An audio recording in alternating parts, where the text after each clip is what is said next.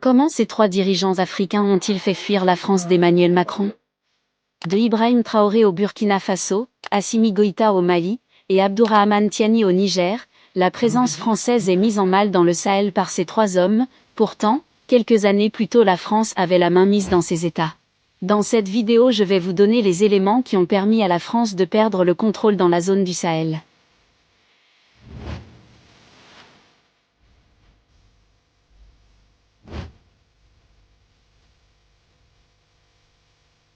Nous avons décidé de dire donc aux forces étrangères présentes ici de partir parce que nous voulons lutter en burkinabé.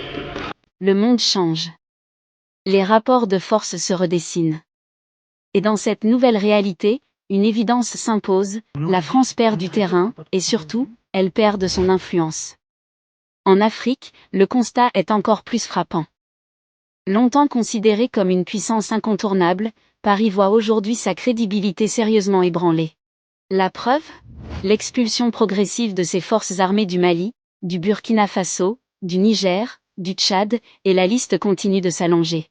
Derrière cette rupture, un profond malaise. Accusée de néocolonialisme, critiquée pour l'opacité de ses accords militaires, la France fait face à ses propres limites.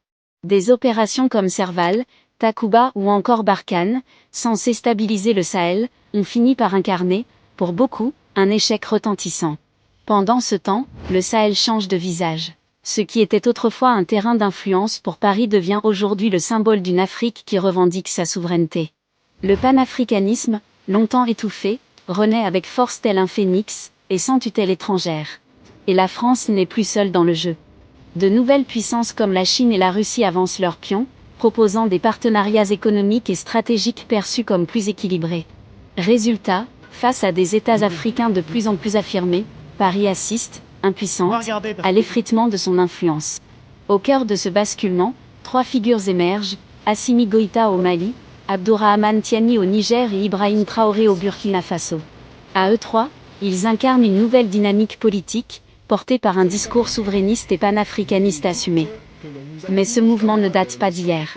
Selon vous, pourquoi les autres pays africains ne suivent-ils pas le pas? J'attends ta réponse en commentaire. N'hésite pas à t'abonner et à liker si le contenu t'a plu pour ne pas rater la suite de cette vidéo.